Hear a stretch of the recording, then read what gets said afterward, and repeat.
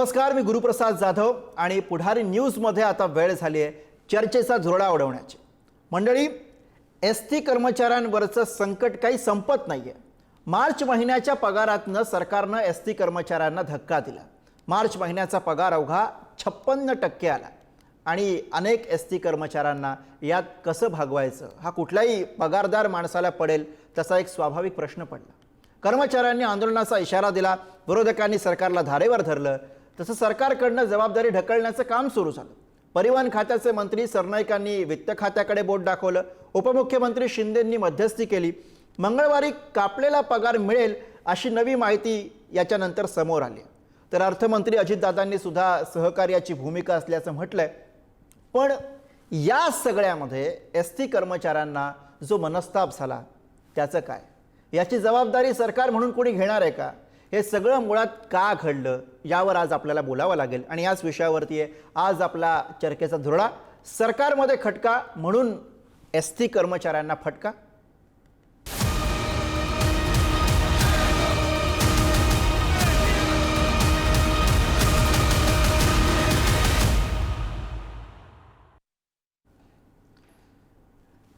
आणि या विषयावर चर्चा करण्यासाठी आपल्यासोबत आज मान्यवर पाहुणे आहेत। आपल्यासोबत आहेत एसटी कर्मचारी काँग्रेसचे सरचिटणीस श्रीरंग बर्गे, आपल्यासोबत शिंदेंच्या शिवसेनेचे प्रवक्ते अरुण सावंत सुद्धा या चर्चेमध्ये आहेत आणि थोड्याच वेळामध्ये अजित पवारांच्या राष्ट्रवादी काँग्रेसकडनं पक्षाची भूमिका मांडण्यासाठी प्रवक्त्या रुपालीताई ठोंबरे सुद्धा या चर्चेमध्ये आपल्यासोबत असतील।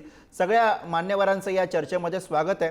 या चर्चेमध्ये पुढे जात असताना सगळ्यात आधी आपण हे बघूयात की या सगळ्यावरती प्रतिक्रिया देताना आज परिवहन मंत्र्यांनी काय भूमिका मांडलेली आहे, त्यानंतर अर्थमंत्री म्हणून अजित पवारांनी यावरती काय भाष्य केलेलं आहे आणि विरोधकांनी या सगळ्यावरती काय मागणी सरकारकडे केली, आपण ती प्रतिक्रिया बघूयात। एकनाथ शिंदे साहेबांनी वित्त खात्याच्या प्रधान सचिवांशी चर्चा करून हा पगार मंगळवारपर्यंत देण्याचं त्यांनी कबूल केलंय, परंतु शेवटी हा ह्या महिन्याचा निर्णय झालेला आहे। सातत्याने जर असे प्रश्न निर्माण होतील तर तेही योग्य नाही। त्यामुळे ह्या बाबतीतला निर्णय लवकरात लवकर होणं गरजेचं आहे की पगार जसा शासकीय कर्मचाऱ्यांना वेळेवर दिला जातो तशाच पद्धतीने एसटी कर्मचाऱ्यांना सुद्धा वेळेवर पगार दिला पाहिजे आणि ती वित्त खात्याची जबाबदारी आहे। आम्ही काही वित्त खात्याकडे भीक मागत नाही। माझी सरकारला विनम्र विनंती आहे की जो गरीब आहे, जो कष्ट करणार आहे, त्या गरीब कष्ट करणाऱ्यांना न्याय हा मिळालाच पाहिजे आणि हे सरकार आहे तात्काळच कुठल्याही कष्ट करणाऱ्यातल्या व्यक्तीला, नागरिकाला त्याच्या हक्काच्या पगारासाठी आंदोलन करू देऊ नका अशी माझी विनंती आहे सरकारला। मी त्या संदर्भामध्ये जरूर परिवहन विभागाच्या सहकाऱ्यांशी पण बोलील, प्रतापराव सरनाईक साहेबांशी पण बोलील आणि कसा मार्ग काढायचा ते सीएम साहेब आणि आम्ही एकनाथरावजी वगैरे बसून ठरवू।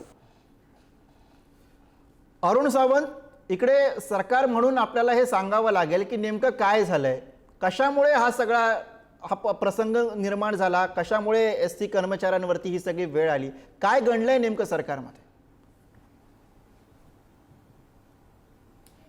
गुरुप्रसादजी पहा, सध्या हे जे काही घडतंय हे काही वर्षांचा परिपाक नाहीये। हा गेली अनेक वर्षांचा याच्याकरिता आपल्याला अभ्यास करावा लागेल की एसटी वरती ही परिस्थिती वर्षानुवर्ष का येत आहे। कित्येक सरकारे आली आणि गेली, परंतु एसटीचे जे काही 87,000 कर्मचारी आणि त्यांचे परिवार, म्हणजे प्रत्येक परिवारामध्ये तुम्ही दोन चार जरी माणसं घेतली तरी लाखो व्यक्तींना याचा त्रास होत असतो। याचा अभ्यास वर्षानुवर्ष केला गेला पाहिजे होता, तो केला गेला नाही। एसटीचे जे काही कर्मचारी आहेत हे कर्मचारी दिवस रात्र, ऊन असो किंवा पाऊस असो, रात्र दिवस गोरगरीब जनतेच्या सेवेसाठी ते काम करत असतात आणि आज त्यांच्यावरतीच ही अशी पाळी यावी की त्यांना अर्धा पगार देऊन आपण त्यांची बोळवण करतो, ते अतिशय क्लेशदायक आहे। परंतु या गोष्टीला तुम्ही जर या सध्याच्या सरकारला जबाबदार असं म्हणत असाल तर ते योग्य नाही। सध्याचं जे काही सरकार आहे महायुतीचं, हे पाहाल आपण तर गेली 3 वर्ष सतत गोरगरीब जनतेच्या हितासाठी वेगवेगळ्या प्रकाराने कसं गोरगरीब जनतेचं राहणीमान उंचावता येईल याच्याकरिता प्रयत्नशील आहे। नो डाऊट की एसटीच्या कर्मचाऱ्यांना मागील महिन्याचा फक्त 56% पगारच देण्यात आलेला आहे आणि उरलेला 44% पगार हा उपमुख्यमंत्री एकनाथ शिंदेजी यांनी तात्काळ एसटी कामगारांना भेट देऊन त्यांच्या व्यथा जाणून घेतल्या आणि सरकारला आदेश दिलेत की पुढील मंगळवारपर्यंत उरलेला पगार त्यांच्या पदरात पडलाच पाहिजे आणि याच्या पुढे अशा घटना घडणार नाहीत याच्याकरिता सरकारने स्वतःचं जे काही ताळेबंद आहे तो योग्यरित्या आखला पाहिजे आणि एसटीचं उत्पन्न कसं वाढवता येईल, एसटीचं नुकसान कसं कमी करता येईल याच्याकरिता आपण अधिकाऱ्यांनी आणि सरकारने बसून योग्य ती उपाययोजना केली पाहिजे. हे स्पष्ट आदेश उपमुख्यमंत्री एकनाथ शिंदेजी यांनी दिलेले आहेत. परिवहन मंत्री स्वतः प्रताप सरनाईक यांनी अतिशय चांगल्या चांगल्या गोष्टी सुचविलेल्या आहेत. त्या मंत्रिमंडळाने आणि अधिकाऱ्यांनी बसून त्याच्यावरती उपाययोजना केली पाहिजे जेणेकरून असं दृश्य पुन्हा या राज्यातील जनतेला किंवा बरं असं दृश्य दिसू नये यासाठी आपण प्रयत्न करणार आहोत असं आपण म्हणताय. हे दृश्य दिसू नयेत, मात्र हे दृश्य का दिसलं याची सुद्धा खरं तर कारण मीमांसा करणं या सगळ्या दृष्टीनं महत्वाचं आहे. मी बर्गे आपल्याकडे येतो. मला आपल्याला प्रश्न विचारायचा आहे की अरुण सावंत म्हणतात की काही हे या वर्षी आणि किंवा हे सरकार म्हणून आपण याच्याकडे बघू नका, मागच्या काही सगळ्या वर्षांचा आपण आढावा घेतला पाहिजे आणि त्यामुळे कसं नुकसान झालं याच्याविषयी आपण बोललं पाहिजे. हा सगळा मुद्दा बरोबर आहे, पण इथं जेव्हा एका महिन्यामध्ये अचानकपणे एखाद्याचा पगार 56% त्याच्या खात्यामध्ये येतो तेव्हा त्या एसटी कर्मचाऱ्यावरती काय वेळ आलेली असेल याचा अंदाज या सरकारला येत नाहीये का? ते एकमेकांकडे बोट दाखवत आहेत. इथे परिवहन खातं म्हणतं वित्त खात्यामुळे झालं, वित्त खातं म्हणतं की चला आम्ही सहकार्य करू. हे काय बर्गे? याच्यामध्ये सरकारमध्ये एकमत नसल्याचं दिसून येत आहे. हॅलो बोला, सलग बोला. हा, याच्यामध्ये दोन खात्यामध्ये विसंवाद असल्याचं दिसून येते. मुळात मी कालच सांगितलं होता, प्रताप सरनाईक साहेबांनी चांगला निर्णय घेतला की त्यांनी वित्त खात्याच्या अधिकाऱ्यांना याच्यातला जाब विचारला की आणि तुम्ही पैसे द्यायला पाहिजे सांगितलं आणि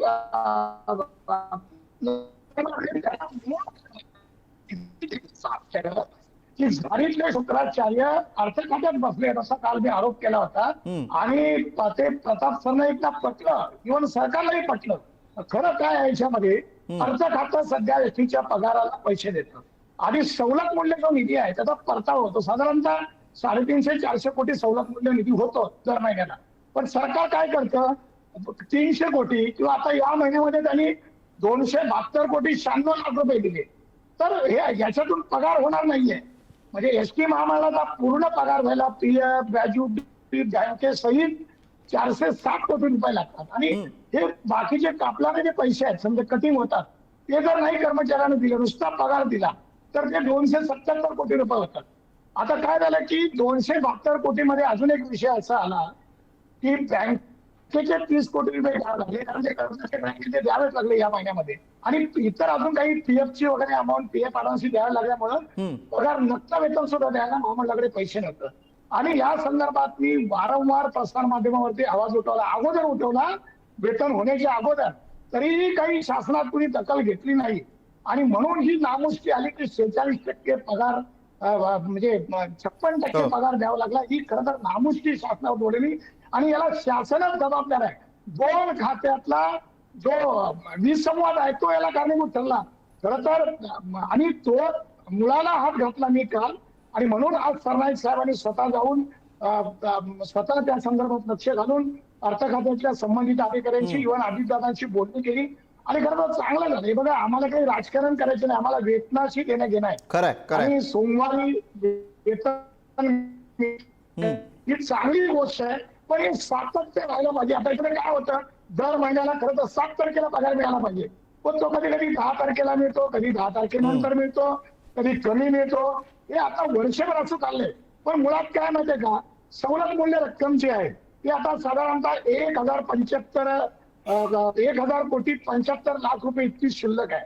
तर ती सगळी दिली पाहिजे म्हणजे पुढे वेतन देता येईल लक्षात घ्या आणि मग पुढे जशी जशी होईल तशी दिली तरी चालेल किंवा ऍडव्हान्स दिली तरी मुद्दा सुटू शकतो. पण याच्यात एक कायमस्वरूपी तोडगा काढला पाहिजे, नाहीतर हे बरोबर नाहीये. लक्षात घ्या, संपाच्या कालावधीत किंवा त्याच्या अगोदर बघितलेलं आहे आमच्या एसटीच्या 120 कर्मचाऱ्यांनी आत्महत्या केल्या. वेतन कमी, वेतन वेळेवर मिळत नव्हतं म्हणून. आणि अशी विदारक परिस्थिती. आता कुठं ते वातावरण निवळलंय, आता बरेच दिवस असा काही प्रकार घडलेला नाही. आज कर्मचारी खरोखर चिंतेत सोशल मीडियावरनं लोक अक्षरशः हळहळले. एका सोलापूरच्या कंडक्टर बहिणी तिच्या व्यथा व्यक्त केला. तो व्हिडिओ प्रसार माध्यमावर आला. लोकांच्या डोळ्यातून अश्रू आले. ती म्हणजे आम्ही 8 तास काम करतो आणि आम्हाला वेतन नाही, आणि तुम्ही लोकांना घरी बसून वेतन देतात, सरकार पगार देतं, हे पैसे देतं, हे काही बरोबर नाही. आणि म्हणून हा जो चांगला झालं की विसंवाद मिटतोय, पण या मूळ मुद्द्याला मीच हात घातला. कारण झारीतला शुक्राचार्य अर्थखात्यात बसला होता आणि ओमप्रकाश गुप्ता हेच झारीतले शुक्राचार्य आहे. बर, अरुण सावंत, इथे जे झारीतले शुक्राचार्य आहेत आणि सरकारमधला 2 खात्यांमधला जो विसंवाद आहे त्याचा फटका बसलेला आहे, आपण ही गोष्ट मान्य करता का? पहा, श्रीरंग बर्गेजी हे अतिशय चांगले कामगार नेते आहेत. त्यांचा अभ्यास माझ्यापेक्षा जास्त असेल कामगार क्षेत्रातला, परंतु जर का सरकार दरबारी असे काही झारीतील शुक्राचार्य बसलेले असतील तर सर्वांनी एकत्र येऊन अशा झारीतील शुक्राचार्यांना बाहेर खेचून काढलं पाहिजे आणि दूर फेकून दिलं पाहिजे. ही आम्हा सर्वांचीच जबाबदारी आहे. राहिला प्रश्न सरकारमधील 2 खात्यांमध्ये विसंवाद आहे असं जर काही श्रीरंग बर्गेजी म्हणा किंवा त्यांची काँग्रेस, उदाहरणार्थ ही जी काही महाविकास आघाडीमध्ये जे काही 3 पक्ष बसलेले आहेत त्यांचे नेहमीच असे आरोप असतात की या सरकारमध्ये मेळ नाहीये, परंतु या बोलण्यामध्ये काही तथ्य नाहीये. महत्वाचा प्रश्न हा आहे की एसटी कामगार यांना मेहनत करून सुद्धा दर महिन्याला जर त्यांचा पगार वेळेवर मिळत नसेल तर त्याच्यामध्ये सुधारणा झाली पाहिजे. या मताचा मी आणि माझं सरकार आहे, याबद्दल दुमत नाही. अरुण सावंतजी, ही अपेक्षा बरोबर आहे की पगार वेळेवरती व्हायला हवा, ही आज स्वतः मंत्री महोदयांनी सुद्धा अपेक्षा मांडलेली आहे. पण ती मांडत असताना ते पुढे असं म्हणतात की ज्या फायली आहेत आमच्या परिवहन खात्याच्या त्या मंत्र्यांपर्यंत जातच नाहीत. म्हणजे याचा अर्थ काय? हा विसंवाद नाही तर दुसरं काय आहे? म्हणजे आता फक्त आपण या एसटीच्या पगाराच्या मुद्द्यावरनं बोलतोय म्हणून एसटीचाच विषय निघाला म्हणून सांगतो. अगदी काही महिन्यांपूर्वी जेव्हा दरवाढ झालेली होती तेव्हा बाकीचे मंत्री म्हणजे अजित पवारांसकट बावनकुळे सुद्धा म्हणाले की आम्हाला काही याची कल्पनाच नाही. मग हा विसंवाद नाही तर मग दुसरं काय? असा प्रश्न सामान्य लोकांना पडणार आहे ना. बरोबर आहे गुरु, आपण म्हणतात त्याच्यात काही प्रमाणात तथ्य आहे. कधी कधी मंत्र्यांनी सुद्धा आपण काय बोलत आहोत हे बोलण्याच्या अगोदर विचार केला पाहिजे, कारण त्याचे दूरगामी परिणाम होत असतात. जनता हुशार आहे या राज्याची. ती जनता ऐकत असते, पाहत असते की कोण मंत्री दुसऱ्या मंत्र्याची काय बोलतोय. परंतु जो आपण अगोदर उल्लेख केलात की या परिवहन विभागाच्या ज्या काही फायलीत एसटी महामंडळाच्या त्या अधिकाऱ्यांपर्यंत गेल्यानंतर त्या मंत्र्यांपर्यंत येतच नाहीत. हे असं नाही घडलं पाहिजे, कारण ज्याप्रमाणे श्रीरंग बर्गे आता म्हणाले की झारीतील शुक्राचार्य काही आहेत जे अशी कामं करत असतात, तर त्या झारीतील शुक्राचार्यांना आता वेठी म्हणजे योग्य वठणीवर आणायची वेळ आलेली आहे. त्यांनी या ज्या काही फायली असतात ज्या या कर्मचाऱ्यांच्या फायद्यासाठी असतात त्या मंत्री महोदयांपर्यंत सुद्धा पाठवल्या पाहिजे. स्वतःच निर्णय घेऊन त्या फाईल परत महामंडळाकडे पाठवणं हे पूर्णपणे चुकीचं आहे. पण आपण विसंवाद आहे सरकारमध्ये आणि त्याचा फटका बसलेला आहे सगळ्या कर्मचाऱ्यांना, हे मान्य करत नाहीये अरुण सावंतजी. नाही गुरु, असं म्हणता येणार नाही. पहा, या सरकारवरती अनेक जबाबदाऱ्या आहेत, त्यापैकीच ही सुद्धा एक जबाबदारी आहे. एसटी महामंडळाचं उत्पन्न कसं वाढवता येईल याच्याकरता नवीन नवीन योजना या सरकारद्वारे प्रताप सरनाईक जे मंत्री आहेत, अध्यक्ष आहेत महामंडळाचे, त्यांनी आपल्या भाषणामध्ये आपल्या प्रेस कॉन्फरन्समध्ये सुद्धा सांगितलेले आहेत. अनेक विविध प्रकारच्या उपाययोजना आता ते आजपासूनच राबवायला त्यांनी सुरुवात केलेली आहे, जेणेकरून या महामंडळाचं उत्पन्न वाढेल आणि अशी परिस्थिती पुन्हा ओढवणार नाही याच्याकरता सरकार जबाबदार आहे. बर, ही सगळी परिस्थिती असताना सरकार दुसरीकडे सवलती देतं. बर्गेजी, या गोष्टी आपल्याला विसंगती दाखवणाऱ्या वाटत नाहीत?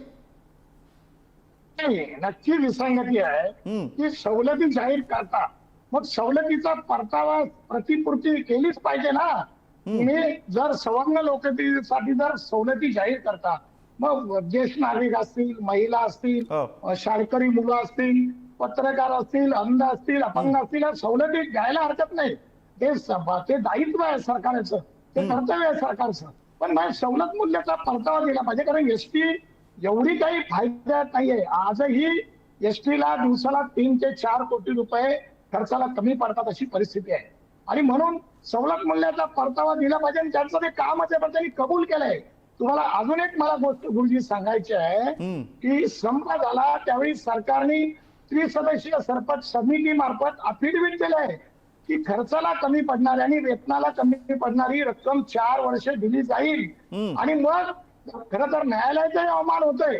पण आम्ही याच्यावरती आता कसं झालंय की शेवटी सरकार म्हणजे काही निव्वळ विरोधी पक्ष आणि सत्ताधारी पक्ष अशी संकल्पना मी कधी करत नाही. कारण मी बघा एसटी ही माझी मातृसंस्था आहे. याच्यामध्ये अरुण सावंत माझे मित्र आहेत. ते जरी म्हणाले महाविकास आघाडी वगैरे, मी तुम्हाला खरोखर सांगतो की मला त्याच्याशी काही देणं घेणं नाही. मला एसटी ही माझी मातृसंस्था आहे.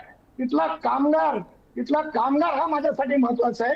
त्यांना वेतन मिळत नाहीये म्हणून मी संवाद बोललो. बरं अरुण सावंतांनी पण कबूल केला ना.